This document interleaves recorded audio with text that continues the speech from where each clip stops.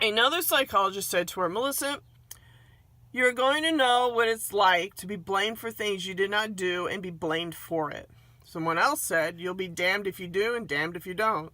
So just do the right thing. Barrett's great aunt told her she was helping that boy, meaning Barrett. A handwritten note from a co-worker to her in 2001 indicated that she was being exposed to radiation. Another co-worker named a person higher up in the administration said, he is telling us what to do to you. Another said, if you know all that the Vanderbilt has done to you, you won't have to work another day in your life. Clearly, her employer knew and were complicit. Vanderbilt was both her employer and owner affiliate of hospitals where she had surgeries and where she suspected covert implantation had taken place. Okay, so this is a hospital. Vanderbilt, she learned first through Wolf, houses a NASA facility on its campus and takes in millions of dollars in funding for neuroscience. This is what they do. Like at the University of Arizona, there's a place called Center for Consciousness Studies. It's the same thing, and it's tied to anesthesia, the anesthesia department. So all these doctors know. They all know. Okay, NASA launches all satellites were being used for brain monitoring and mind control. The PBS series Brains on Trial, hosted by Alan Alda, profiled and consulted a neuroscience and law professor from Vanderbilt, Owen Jones, also profiled in this New York Times article by Jeffrey Rosen, Brain on a Stand. Okay. Tiny details call out for connection.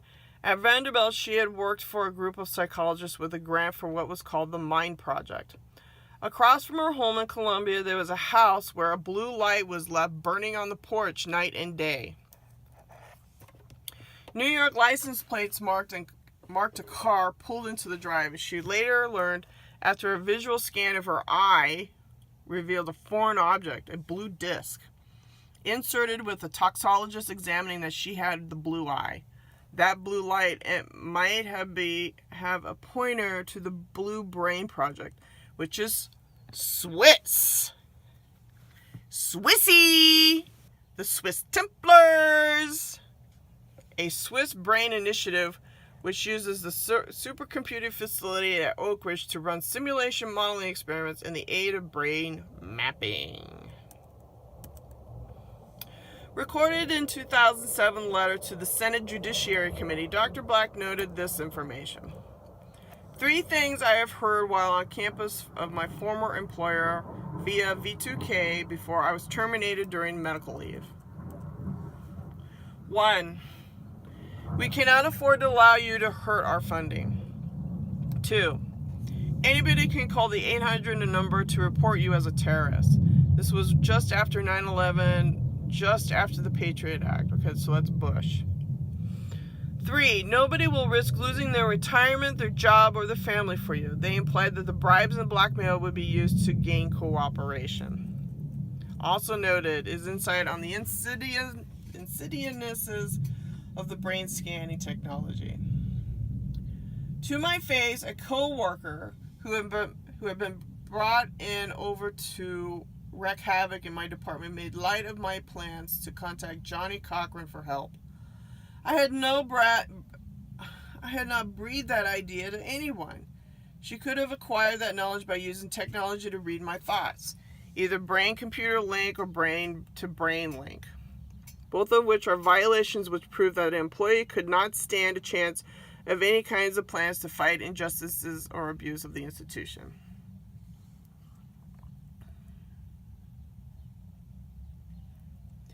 Many years later, her sister let her in on a secret.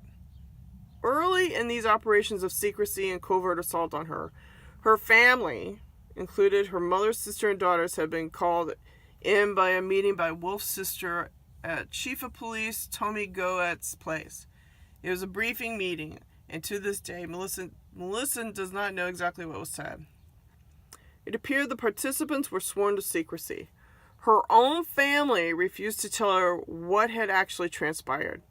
Snippets that fall here and there apprised her.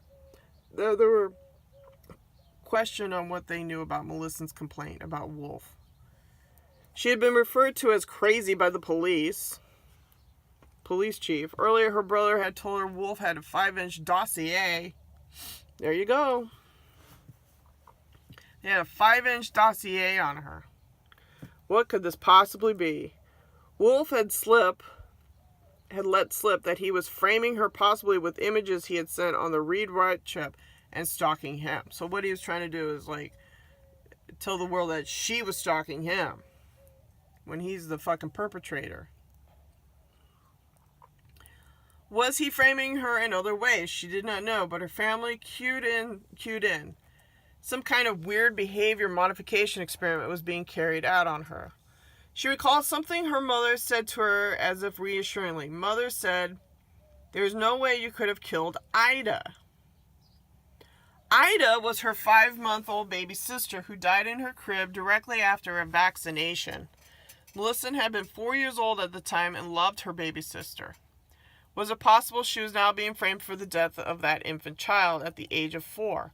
Her own suspicions filled with angst at this intimate betrayal from her closest family, who were being turned against her by a man who, with apparent official backing against her.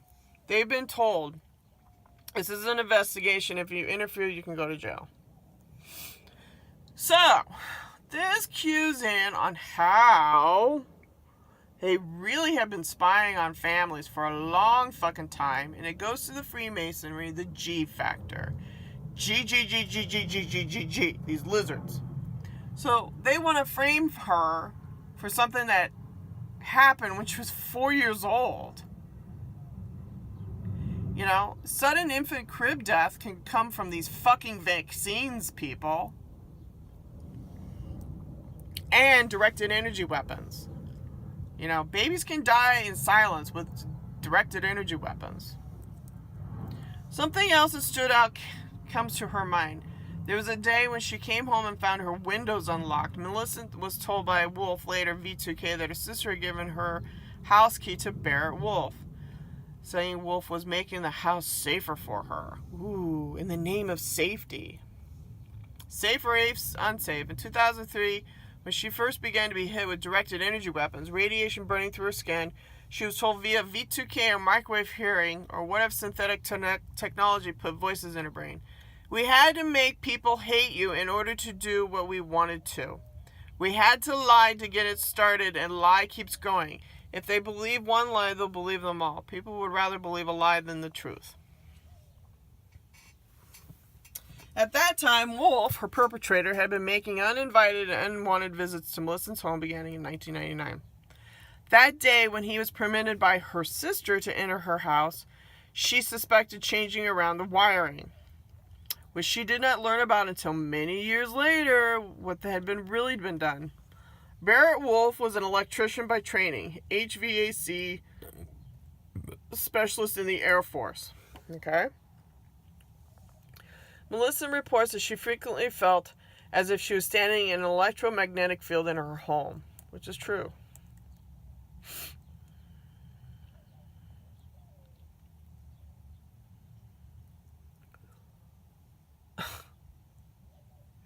In 2004, Barrett Wolf popped up at her house only once that she can remember. On this occasion, he took her out on a drive to look at some property he wanted to buy. On that drive, he said a few things she'll never forget. "I deal in body bags," he said. A little later, he turned to her in the car and said, without preamble, "Electronic slavery." Okay, so here's the geology guy. In 2003, Jerome Dobbs, a geography researcher who helped develop the GIS, published an article titled "Geoslavery" with Peter Fisher, founder of the IEEE. Okay, and this is about the dangers of tracking. By combining GIS technology and global positioning system and a radio transmitter and receiver, someone easily can monitor your movements with or without your knowledge. and to that transponder either implanted into a person or in the form of a bracelet that sends an electronic shock anytime you step out of line, and that person actually can control your movements from a distance. One of the greatest dangers of geoslavery is that it doesn't apply just to government. For example, individuals, such as drug cartels, could use the technology to perpetuate various forms of slavery, from child laborers to sex slaves to simple case of someone controlling the whereabouts of his or her spouse. Many people have concerns today about privacy, but they haven't put all the pieces together and realize this means someone can actually control them. Not just know about them, but control them. As the price of these products get cheaper and cheaper, the likelihood raises the technology will be abused.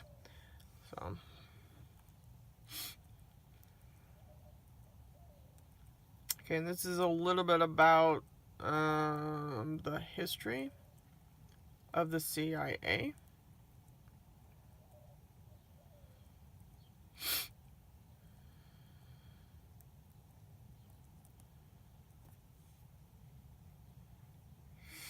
Okay, this is interesting. In 2012, in Mount Pleasant, via synthetic telepathy, he said to her, this is Barrett, "I've made millions off of you. You're the best little money maker I've ever had." Several days after that, she was told, "I have framed you twice."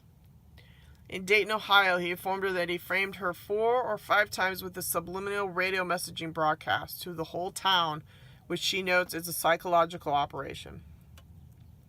Okay, so then she writes, "I was awakened to hear Barrett Wolf, V2K, say that I was cleared of everything in 04, which is why my brother told me I could get back everything I had lost. But this horror has gone on, and since Barrett retired in 07 and started what seems to be his racketeering business, using me for training perpetrators. He not only sold me, but the entire county. Only most people get to have normal lives and don't know that he's killing them slowly. They all know what he is doing to me, and people are waiting for him to be exposed." Okay, so then she talks about her heart surgery, and this was really creepy. "Millicent woke up in March of 08 to sound of Wolf's voice inside her, using military synthetic telepathy to say, 'I need you to lie on your right side for 8 hours. You have just had heart surgery.' There was a 4-inch long incision on her chest. She had no memories of this surgery, so they probably implanted her." Okay, so it's a long thing, but the article is called